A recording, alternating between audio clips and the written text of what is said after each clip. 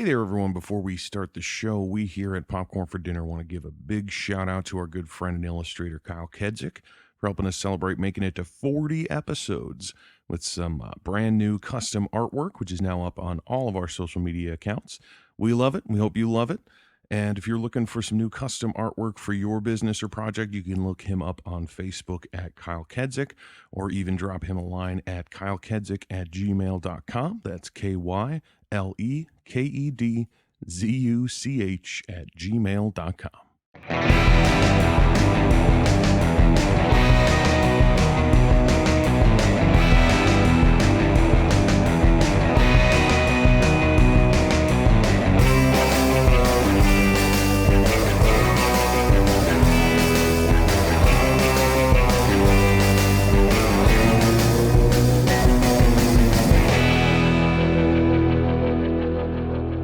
Everybody, welcome back to Popcorn for Dinner. This is Jeff. And Kelly. We are continuing on with True Crime Movie Month. This is week 3. And as I believe we promised in the first episode... More murder. More murder. Exactly. Started with murder. Moved on to assault. Yeah. Conspiracy. That sort of thing. A little bit of both. And then coming back to murder this week. So among other things. Among other things as well, yeah. But mainly the murder. Mostly the murder. The movie this week is, and I have to look at it to read it because fuck this. Extremely Wicked, Shockingly Evil, and Vile. The Netflix Ted Bundy sort of biopic starring Zac Efron, yes. Which it seemed to throw a lot more people out in the world like, oh my God, really? And to me, I was like, yeah, it makes sense. You know, like that's sort of who he was. He was that kind of pretty boy-esque kind of guy. So it's like, I can understand casting him, and especially having seen him, you know, they're not great movies, but he was really funny in those Neighbors movies. You know, like he showed that he has more to him than just like, I'm just a good looking guy. It's like, no, he's got acting chops. He's got timing. He's got all that kind of stuff. He's more than High School Musical and Charlie St. Cloud. Exactly. So it seemed to make sense to me when I heard that. And I was like, oh yeah. And he even kind of looks like him. Yeah. Obviously, he's way more handsome. Like Ted Bundy was just kind of like normal person handsome. Yeah. I was like, I'm not repelled by that guy. Yeah. But you know, obviously Zac Efron is Zac Efron. So yeah, he's actor handsome. His girlfriend / fiance Liz was Lily Collins, I believe her name is. Yes.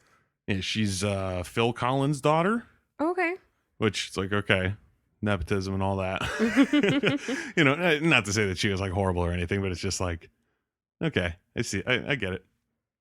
Yeah, I feel like I may have seen her in something else. I was looking, and I believe she played Sandra Bullock's daughter in The Blind Side. That's it. Yes. Yeah. Yes, she does. That's what it's from.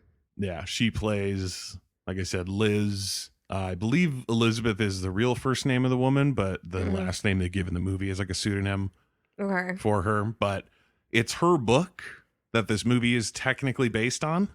Okay. Let me see. Title: The Phantom Prince, My Life with Ted Bundy. So that's the book that this movie is essentially based on. Okay.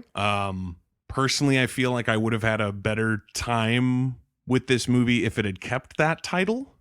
Because I'll definitely get into why I felt like the title was a huge bait and switch. Yeah. But even beyond just the Zac Efron casting and everything, this movie is secretly stacked. I had no idea. Me neither. Rolling into it, I was just like, all right, this is, you know, it's Netflix. They'll have Zac Efron and, you know, and then this Lily Collins, you know, it's not like she's gigantic. So it's like, okay. And her, and then, you know, we'll see some random character actors and stuff. And it's like, Jim Parsons?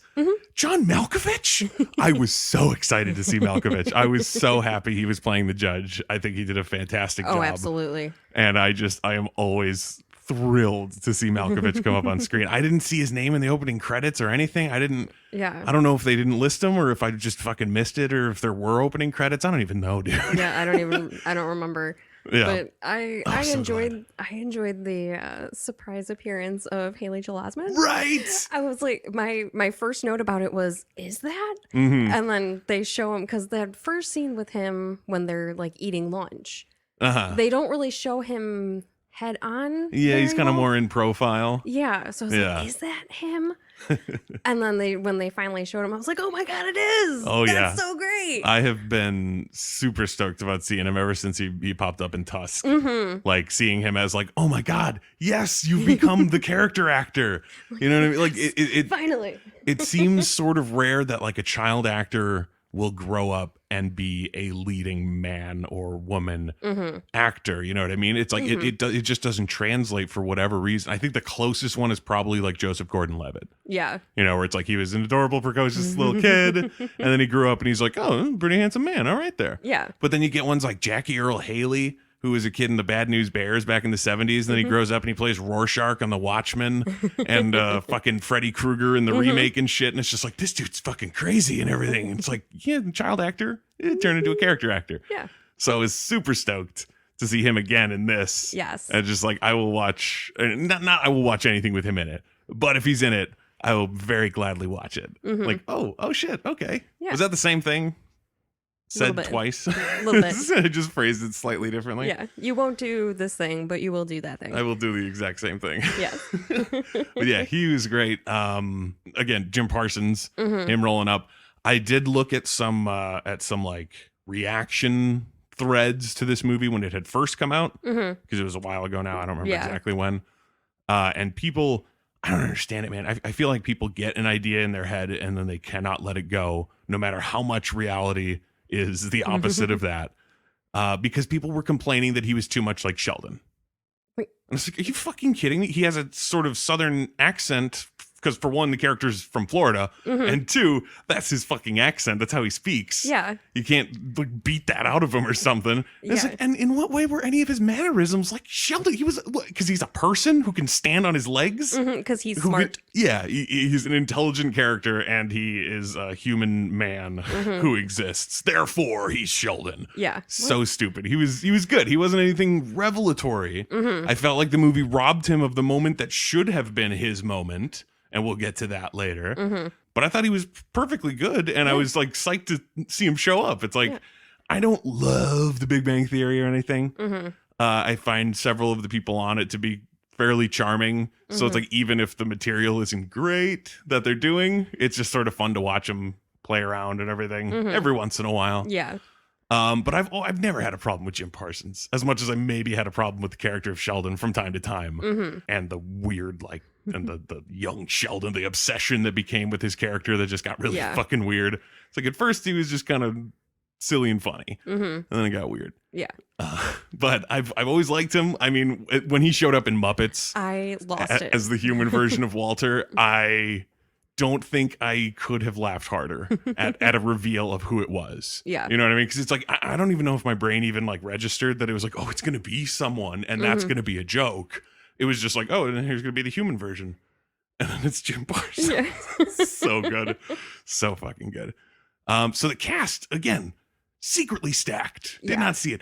James Hetfield from Metallica was in this movie. I went onto YouTube to watch the scene again to like see him. Yeah. And I was like, okay, yeah, that was James Hetfield. Had no clue until the end credits. I was like, wait a minute, what? Who was that? Yeah. So yeah, that shit was wonderful.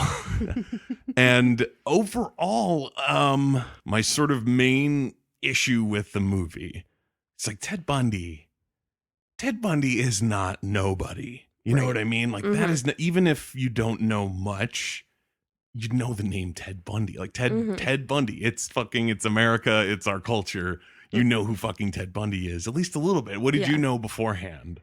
I knew that he murdered a bunch of women, and probably would have guessed like early 80s if I was like asked, but I didn't know for sure like, you know, when the murder started or how long they went or where they happened really. And then like could not have told you like when he was executed, how. I just knew that he was dead. Yeah. Yeah. I mean, for as much of a like serial killer guy as I am, where it's like I like to read up on that sort of stuff. It's weird, but I do. Ted Bundy never really grab my attention too much. Like I've never read a book on him or really done any deep dives into it.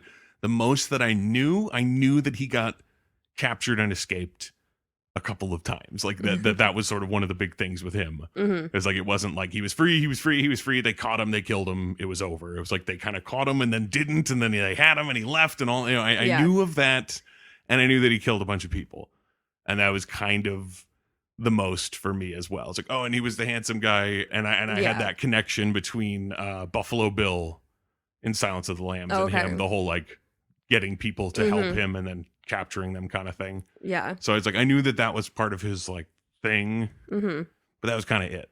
However, both of us, despite not knowing much, both know he fucking killed people. Yeah. And this movie is played as though you don't. It was so weird. That was weird. One of my notes was, does he think that if he keeps saying that he's innocent, that it'll be true? Like, we know all these years later that he's not innocent. Right. Like, obviously, he knew at the time that he wasn't innocent. It's so hard to put into words. It's not like I hated the movie because of it. It was like, I felt that this movie would have been almost perfect if this was a fictional story. And you don't know until that last moment when he, reveals to her that he indeed has done these things. Then maybe it would have really, like, I think it would have fucking nailed it. Oh, yeah. With his performance and how adamant he is, and, talking about how circumstantial a bunch of the evidence is, like the movie kind of makes a good argument. Yeah. That he might have been, the subject of, like a false incarceration and conviction and all that kind of stuff. Problem is, we know he wasn't. Yeah. We absolutely know that he wasn't from the start. No avoiding that knowledge. Yeah. And it's, again, looking at it based on that book by that woman, the story, like, it makes sense. I get it. It's not like I'm like, these guys are fucking idiots. Like, I get that you took that story where to her, of course, she couldn't really know. Yeah. And that guilt that she carries with her and all that. Yeah. Even as she wanted so hard to believe that he was innocent. Yeah. Those scenes I feel like would have played a whole lot better if the audience was in her shoes, where they didn't know and they were torn. But the fact that you do, like, I wanted to fucking scream at her the whole movie because it's like, you're not wrong. You are not wrong. Oh my God. Stop taking his calls. Stop listening to him. He's a murderer. Holy shit. Like, I wanted to scream it at her because like 1000%, It's not even like this is a famous case of we're not actually sure if the guy they caught really did it. It's like, no, it's full on 100%. He confessed the fuck out of it in the 3 days before he died. He was just like, oh no, yeah. All of this, probably dozens and dozens more you guys don't even know about. So many. Like, it's just he gave it all up. So there's absolutely no chance to be on her side. Like, and on her side, definitely of like, oh my God, you need to be protected and you need to get out of this. And I fear for you. And I also feel for you.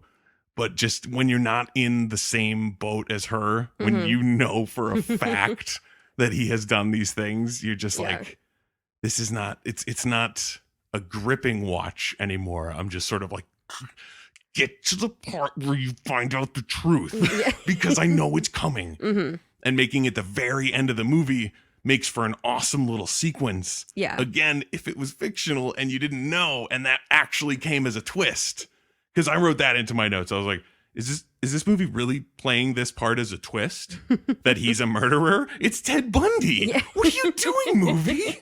Like, who is this for who doesn't know about Ted Bundy? It's the European audience. I guess, man. It was so frustrating in that sense. And then there were also little bits and things about just the way that they went about the story. The parts with him and her, and their interactions, even when, he's in Florida and she hasn't come down yet to see him, or, that kind of stuff. I understand that stuff being a part of the story because it's a part of her story. Right. But then it sort of just keeps getting sidetracked on all this other stuff that doesn't have anything to do with her. And I was like, if you're going to go that far, you know what I mean? Like, then go the whole way. And they don't. Yeah. like him escaping from prison. Like they show him sort of coming up with the plan, and the showers go on, so the noise is happening, so he can saw through the roof. And they show him saw through the fucking roof and pop the thing up and climb up into the crawl space. And then next thing you know, there's just the news that says like he escaped. Yeah. Like, and then the next scene is him getting pulled over again and captured. It's like, why? Why are you not showing how this, like, that's freaking interesting. It's like he escaped from jail. Yeah. Like, that's not an easy thing to do. And reading about it, the plan that he comes up with is so, like, just, it's cunning and wonderful. If it wasn't Ted Bundy escaping from prison, if it was anything else that had, like, a good ending to it, it would be amazing to think about, because it was, like, it was around Christmas time, and the nonviolent offenders were all like furloughed with their families during the holidays. So it was a skeleton crew in the actual jail.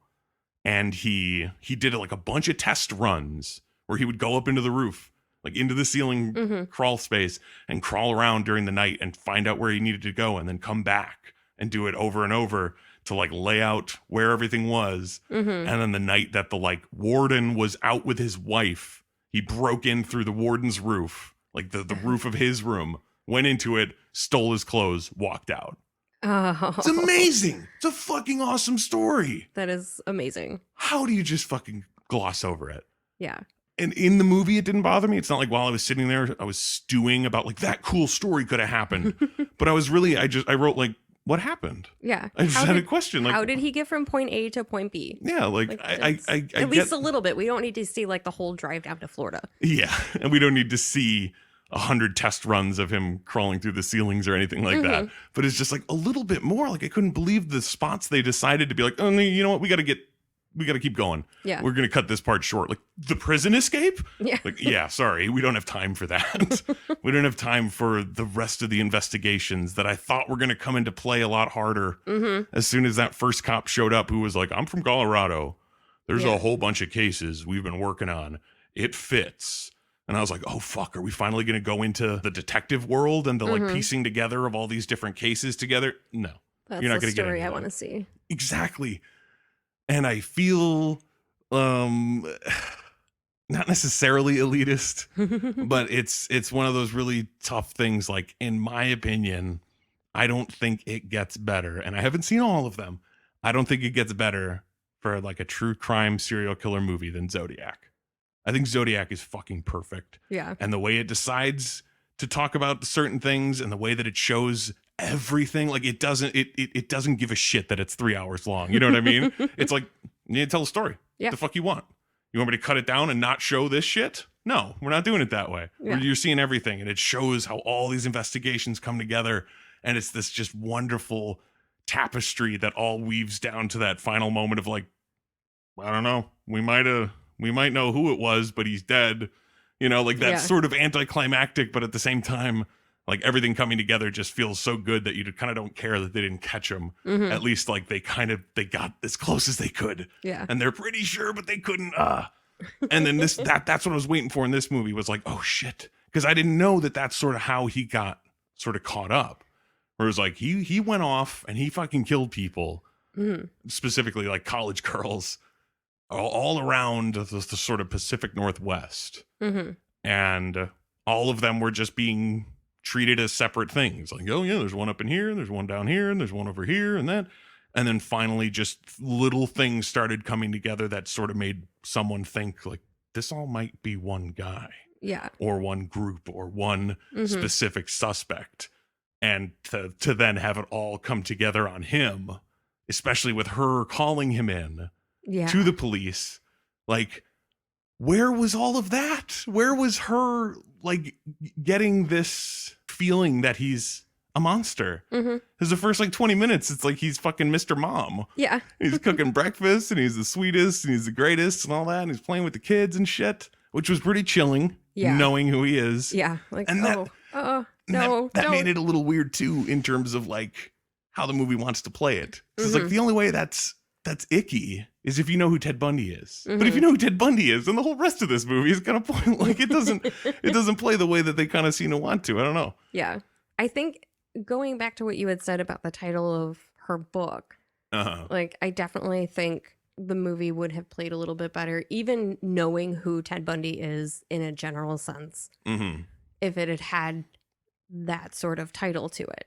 Yeah, where you know that the story you're getting is about his like fake life as this family man who loves her and blah blah blah and all that, and they're gonna start a family and get a house and all that shit. Right. And more from like her point of view, sort of like her telling of what he was like and her view of the whole scenario. Yeah. And especially all the stuff that leads up to her calling him in. Like I was saying, like all those, you know, the fucking nights and weeks and whatever that he's away when he goes off to these other places to do these things. Yeah. You know, like I haven't looked that deeply into it to know like what his excuses were or what he was doing, you know, like, oh, I'm going down to this town for a week because I got to do a blah, blah, blah, blah, blah. And he goes and he fucking kills some people. And he probably had to actually do whatever he said he's doing. He just also decided that he wanted to kill people while he was there. Yeah. Dude just could not stop killing. Apparently. That was a huge thing with me. I couldn't believe that.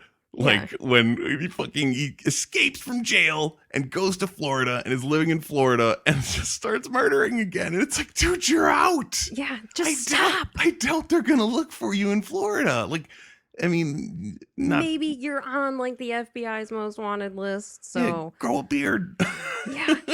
Or like just a mustache or shave your head or do something like just fucking you have made it. And clearly like one of the things he was like super proud of was how like smart he was and all that kind of shit. It's like, okay, then take the win, dude.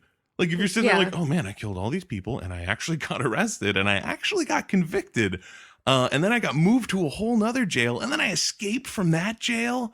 Take the win. Yeah. Don't fucking test it again. Cuba, Mexico. Even just Florida, just keep your fucking nose clean. Don't go murdering people. Yeah. That was his whole thing, is like he just could not stop murdering. But agreed, like if it had been more about her story, if it had kept the sort of title of her book, Phantom Prince, you know, that sort of thing, or at least something like it. I know that sounds kind of cheesy, but you know, it's something similar.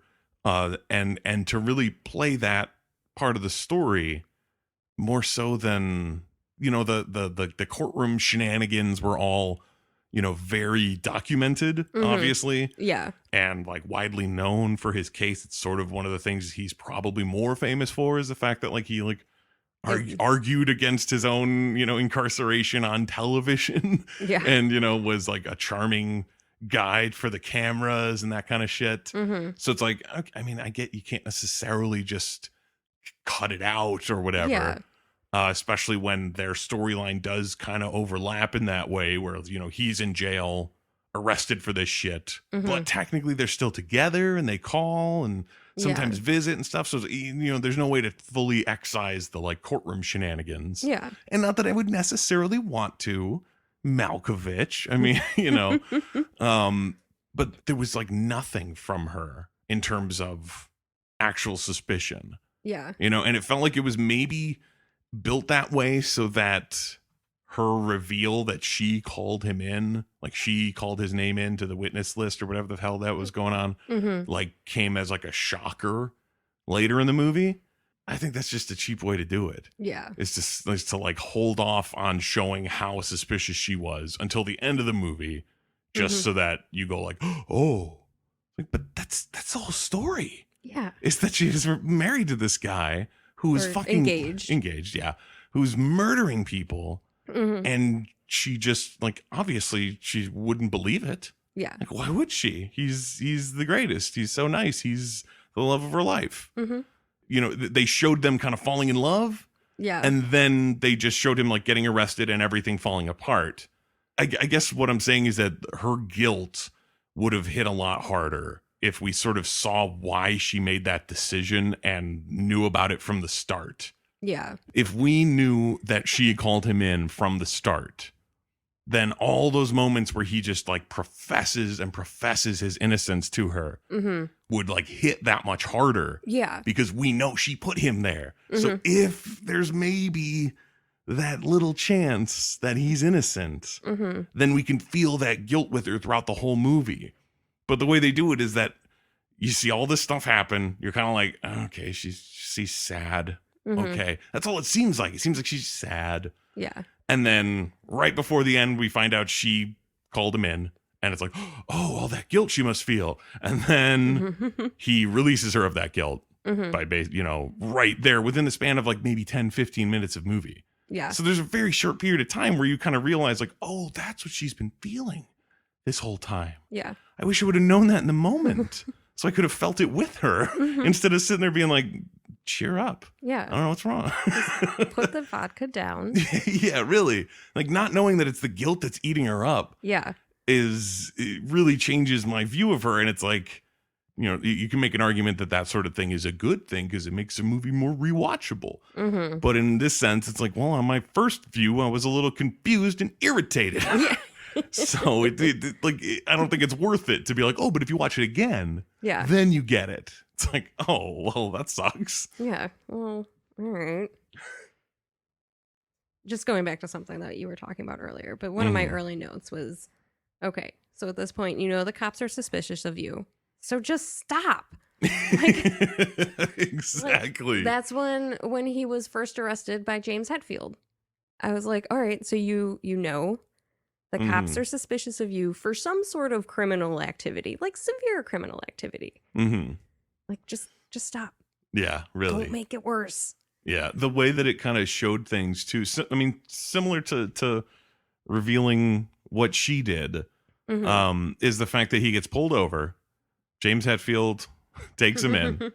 They like show off all the shit they found in his car, like rope and tape and this and that and garbage bags and all that. Yeah.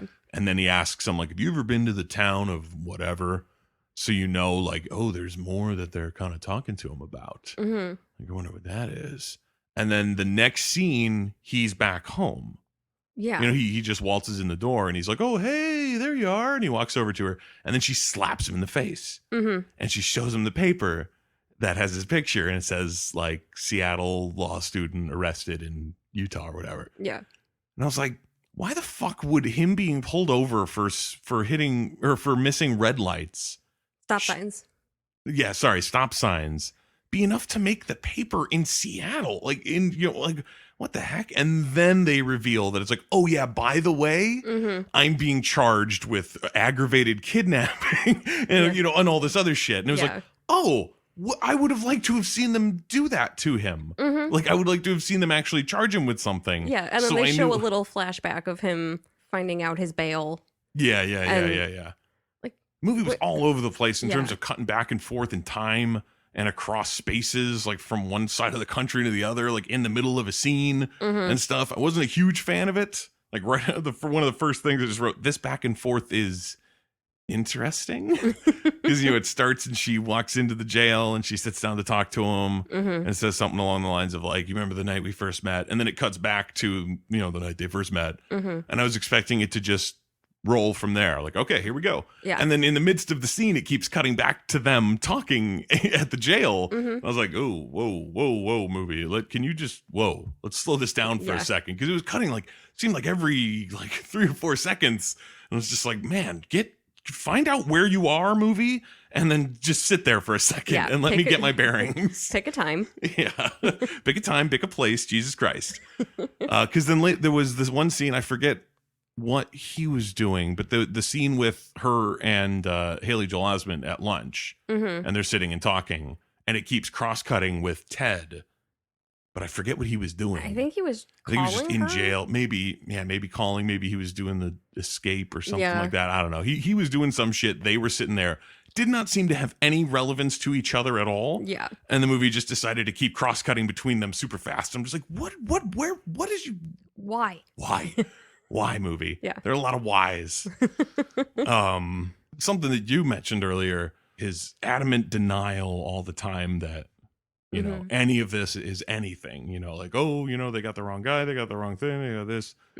And, you know that he's lying. Right. Just watching the movie, you're just like, okay, he's full of shit. And then, when he gets back and I think they're out to eat somewhere. Maybe they're at a bar. I forget where they are. Him and Liz. And he's explaining to her about how he feels like he's been getting set up. Things, it's weird, the way that this happened and this happened, I feel like I'm being set up.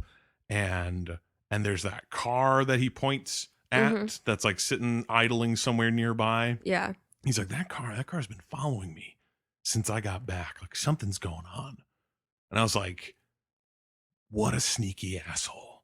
Like to me, I thought it was like he's clearly laying these seeds to her so that she doesn't buy anything that any of the cops or anyone says to her. Yeah. And is even going so far as to basically just like pointing out this random car on the street to make it a part of the story and make it real to her. Like that car right there, that one's been following me. And I was like, he's so obviously full of shit. Yeah. To me, the viewer.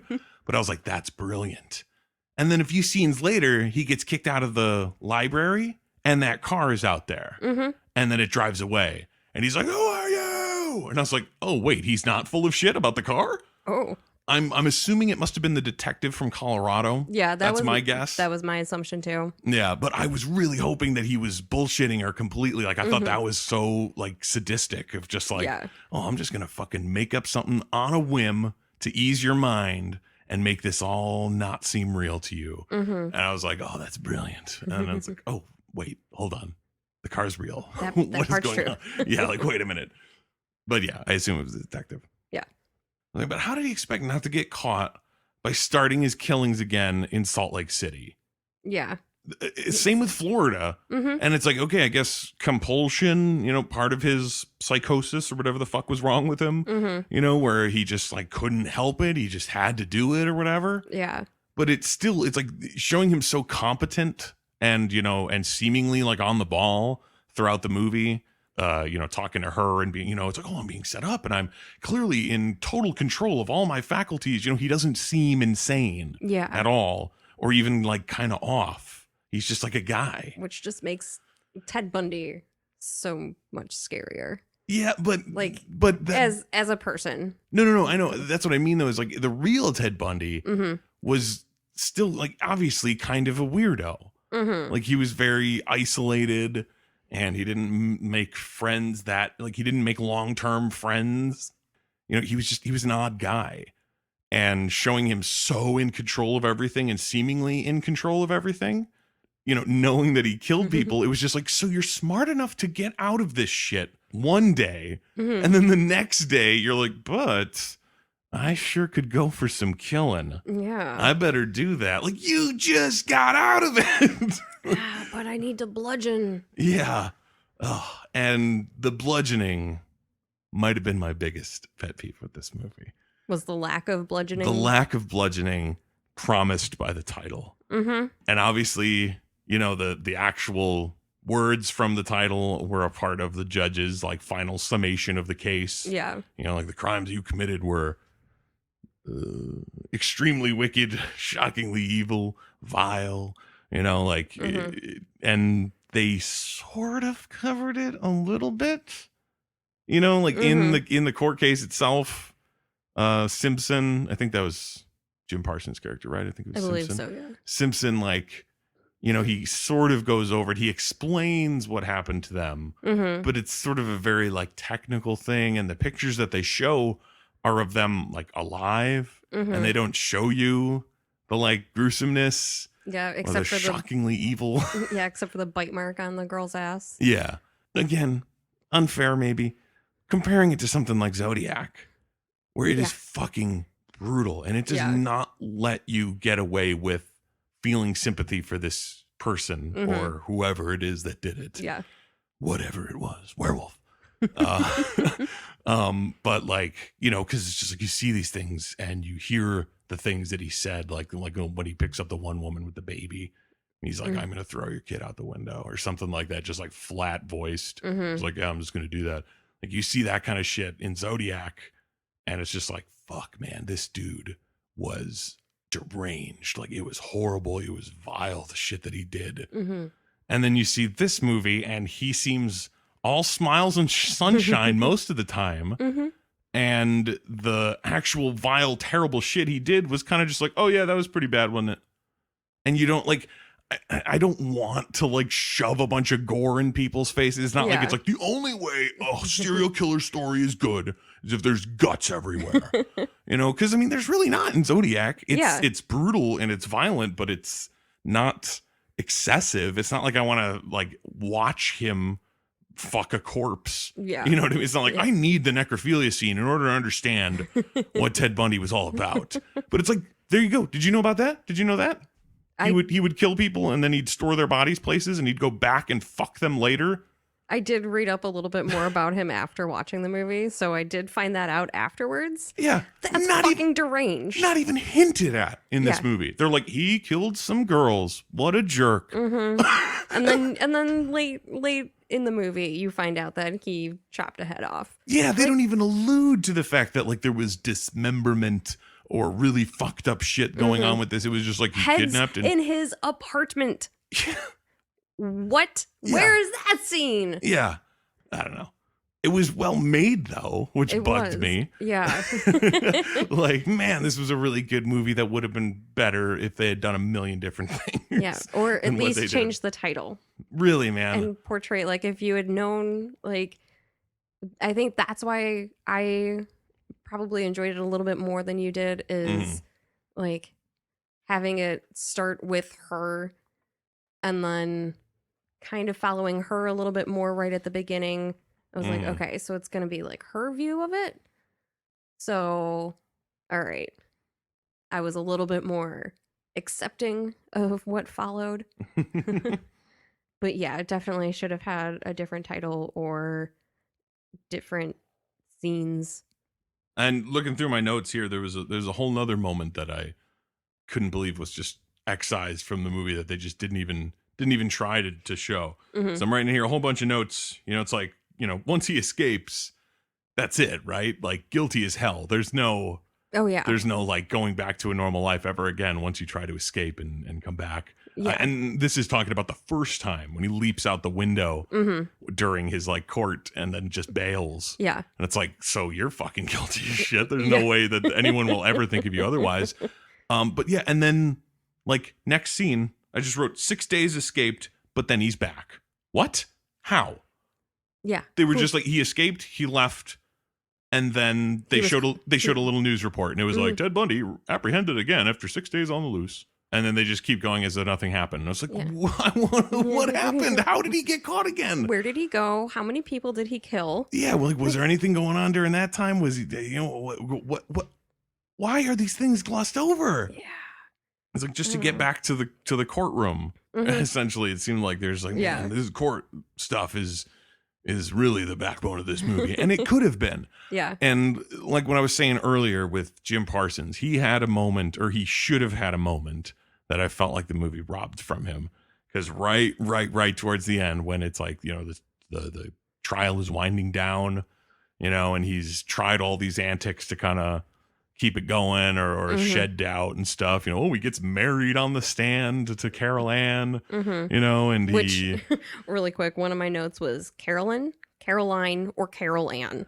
I couldn't fucking tell what her name was. Yeah. And I didn't know. Until the credits. And I was like, oh. I had the spelling wrong. I put the E on the wrong name. I had Carol Ann, Anne, but it was CaroleAnn, Carol Ann. Oh, I was so close. But yeah, he marries her. He does the whole like, did I have a chip in my tooth at this point in time, to try to shed doubt that the bite marks were his, and trying to get them to, you know, find more evidence and blah, blah, blah. You know, he's tried every trick in the book, it seems, to keep it going.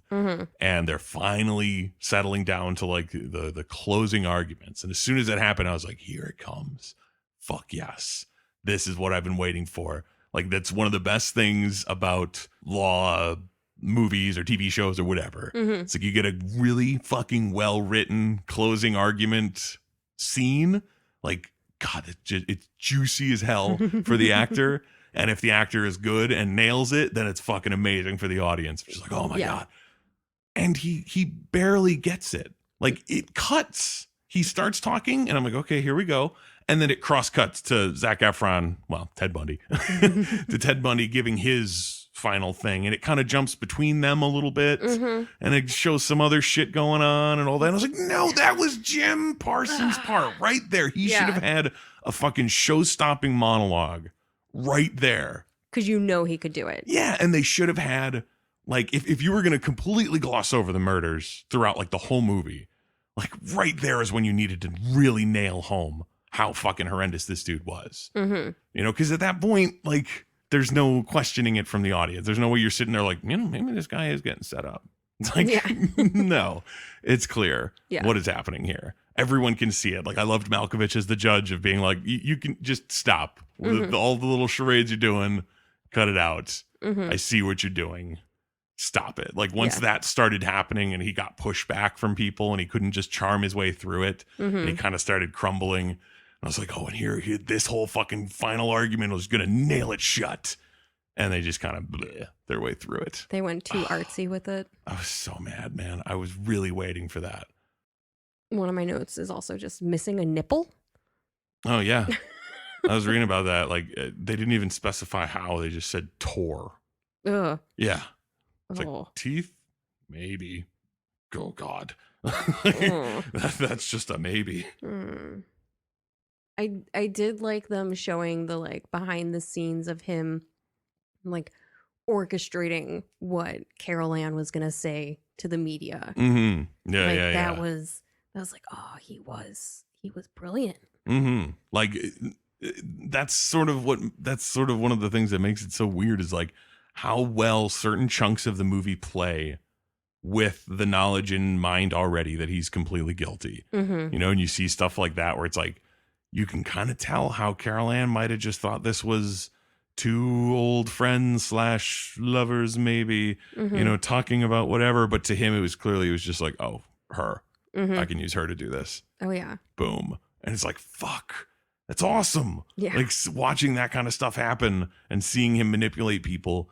But there wasn't enough of it, in my opinion. I wanted to see, like, as horrible as it might sound, I wanted to see it in the wild. You know what I mean? Like, all this stuff was like him trying to deflect attention away from him and trying to keep himself, you know, free and not in prison or murdered or sent to the electric chair or whatever.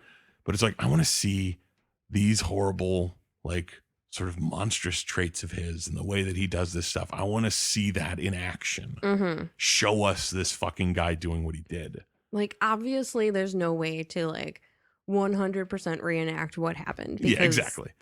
The person's dead. Like, but there was, like, the sorority house where there were survivors. Like, yeah, that's something. Like, they showed him, like, hanging out with two girls at a bar. And then the next day, a bunch of people are murdered. Yeah, like, that was the big, like, and that's where it seems like the movie is trying to have it both ways and can't decide which way to do it. Because in that scene, like, if you totally did not know, you could see that as being like, well, that's just circumstantial. He was just out partying and people wound up dead. That's just, you can't possibly just blame that on him. Yeah. But you know he did.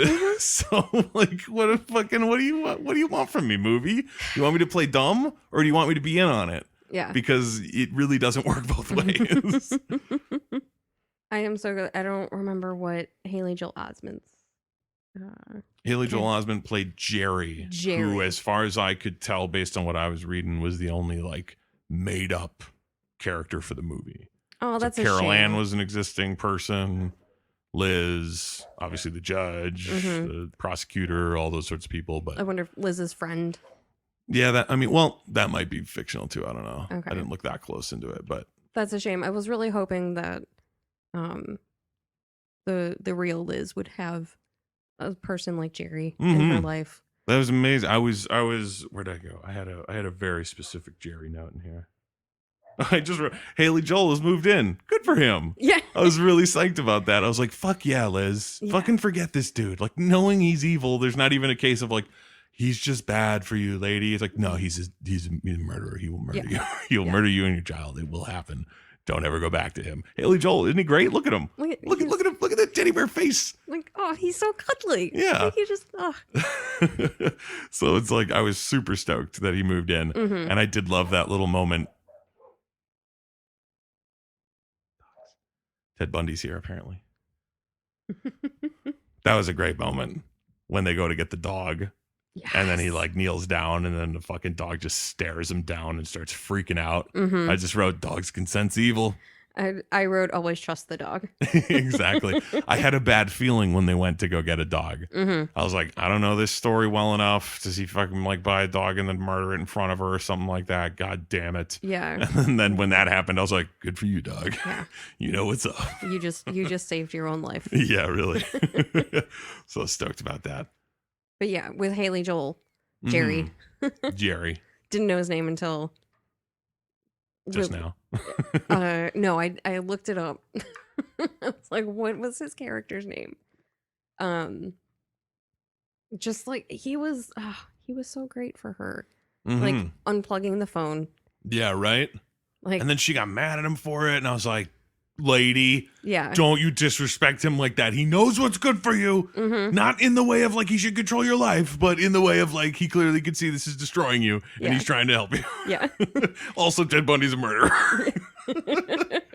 Oh man.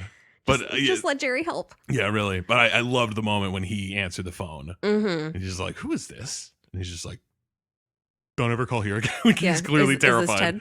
Yeah, and he just tells him off and hangs it up. And I liked when he hung up, you know, because he was just like, well, can I leave a message for her? And he's just like, what do you want to say? You know, I forget exactly what he says. And Ted's just like, tell her that I still love her. And he just, as he's saying that is when he hangs up. So he's like, no. Like, if there was something actually important, like you need to, you know, check this out, or you need to call someone about something, or get blah, blah, tested blah. for this STD. Yeah, exactly. If it was something like real, but he's just like, oh, he's just, nope. Manipulation. Fuck you. Exactly. Yeah. I was super on his Go side. Jerry. Exactly. Oh, he's the best. It's tough because obviously Efron was fantastic as Ted Bundy himself. Lily Collins was good as Liz. There was nothing about that performance that felt false. It was just the character that like frustrated me. Yeah. And again, it's mostly just because of the way the movie's structured. It's like, if I would have known what you were going through, I would have sympathized a lot more. Yeah. And then obviously Haley Joel was super good. So many people were great in it. I fucking loved Malkovich. I loved him not just because he was Malkovich, but because he had the best fucking lines in the movie. I did write, don't know who this judge is, but he's awesome. Malkovich is the best. He has so many good lines, especially you impress me not, sir. Yes. When Bundy's like trying to get all fancy on him and he's just like, nope, not working. Yeah. Oh my God. And he called him partner all the time. And then that one fucking line, which seems like something where it's like, you've had this in your pocket, or you use this in every single case that you're in, don't you? When he says, you're on thin ice, and ice does not last long in Florida. It's like, you say that every time, don't you? And the audience laughs every time, don't they? That's your fucking line. All the lawyers love it. Yeah, like that is your thing. I loved that. I did like his little bit of saying like, quit while you're ahead. Notice I didn't say how far ahead. Yeah. He had some wonderful bits there. And as much as the title might have ticked me off, I loved his little speech to him at the end, and them showing the real judge giving the real speech and how similar it was. I felt like Malkovich really did capture that like almost like disappointed dad feel that judge had for this. Where it's like, you are clearly a bright person and you clearly sort of know what you're doing, even if it's a little, over the top because of the circumstances, but it's like you clearly know your way around a courtroom and citing things and, lawyering and all that kind of stuff. But that line of you went a different way, partner. And just leaving it at that. Yeah. You know what I mean? Is such a, I loved it as a summation of it.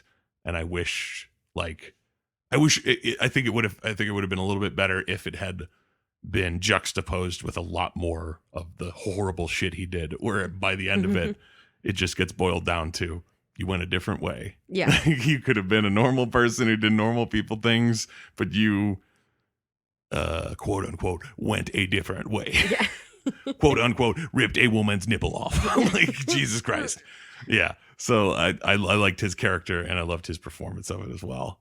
Agreed. As much as I felt like structuring the movie this way was sort of to its detriment, I will definitely give all the props to that last 10 minutes or so Mm-hmm. when she comes in to talk to him, and he's just like still on the denial train. Yeah. And we finally get what's been happening with her, and her just like, you need to fucking admit it now. Yeah. Like, I have been living with this guilt for so fucking long. Yeah. You need to just fucking tell me.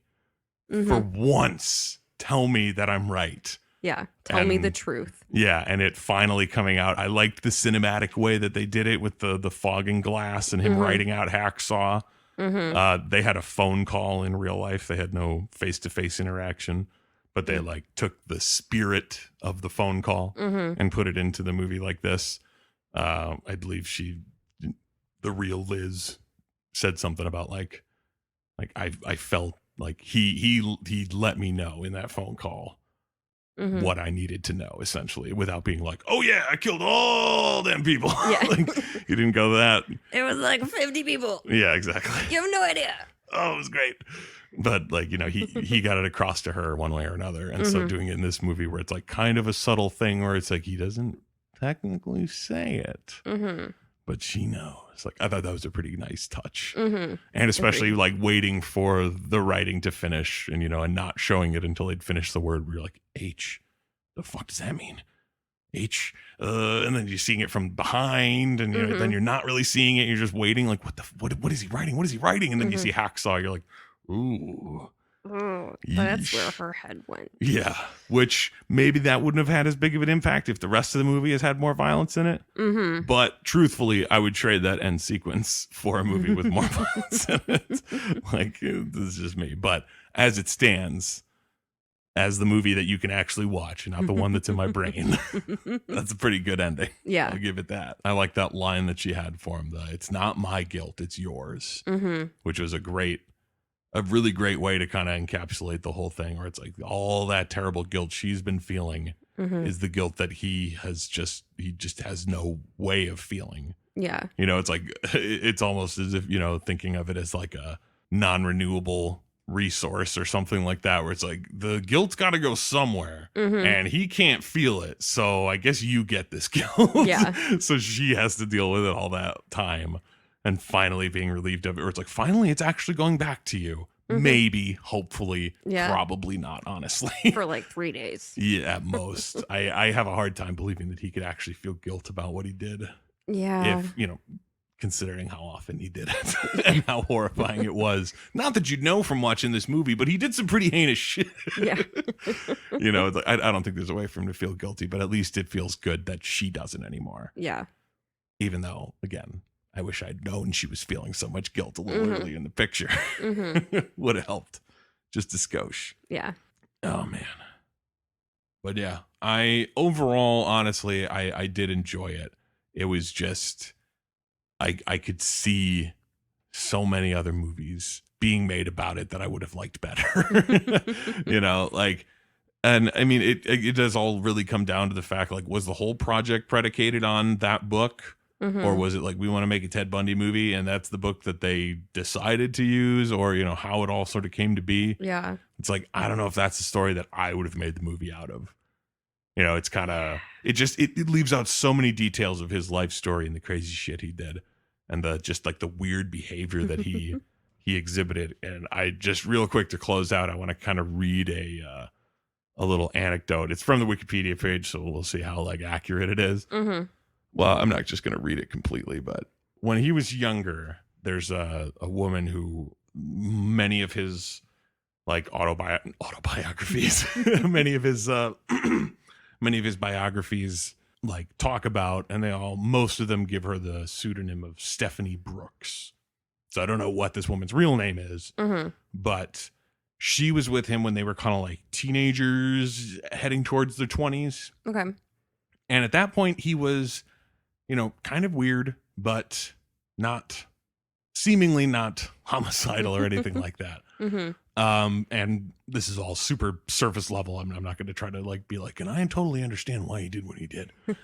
But he was like aimless and had no like ambition. He had no goals. You know, he was just sort of dogs. He was just sort of like, you know, coasting through life. And she was just like done with that. Mm-hmm. You know, she's like, I can't be with him. And she just like dumped him straight up, just like flat out, bloop, just done. And it devastated him. Like he was crushed by this, you know. Mm-hmm. And they, you know, go their separate ways, whatever. It's not like he like, you know, stalked her or, you know, attacked her or anything like that. But their lives go these separate ways. And he eventually winds up, he's going, you know, he goes to a few different colleges. He goes to, I forget where, but he goes for like psychology, and then eventually transitions into the law degree that he's going for and all that. Mm-hmm. But before, is it before? That's the one thing I needed to check. Oh yeah. Okay. So it was, 1973. It was after he had first met Liz, Mm-hmm. but in the midst of his life and murders and all these sorts of things, he caught back up with and rekindled a love affair with Stephanie Brooks. Oh. And they like got back together, and she was like, oh my God, this guy, look at him. He wants to be a lawyer. He's got all this drive. He's got all this ambition. He's just, you know, like a completely changed person. This is exactly what I wanted from him. Mm-hmm. This is amazing. And then in January 1974, he just stopped talking to her, broke off all contact with her. No phone calls, no letters, nothing at all. For months and months and months, she would try to get a hold of him and never could. And she finally did. And she just wanted to know why he ended their relationship with absolutely no explanation. Mm-hmm. And in here, in a flat, calm voice, he replied, Stephanie, I have no idea what you mean. And hung up and never talked to her again. Wow. And she is like, apparently, according to this, like adamant that it was all payback. And to be just completely like, I don't even know what you're talking about. Click. Like, holy shit. King of gaslighting. Right? Like, that is a psycho move. And Oh my God. like, that's the sort of crazy shit I wish I got. But that's what reading shit, that's what reading is for, I guess. Is getting all the cool stories. So you can make the pictures in your head. Yeah, those head pictures. I'm having one of those headaches with pictures. A thought? Yeah. Alrighty, well, I think that is going to wrap it up for Popcorn for Dinner this week. Next week, we are continuing True Crime Movie Month with War Dogs, which is actually a movie that we have seen before. We saw it when it came out, but it's been several years. Yeah. I've not seen it since. Yeah. And it fits the bill very well, and I own it, so we can watch it, and we don't have to worry about the libraries that aren't open. So wrapping it up this week for Popcorn for Dinner, this is Jeff. And Kelly. You went a different way, partner.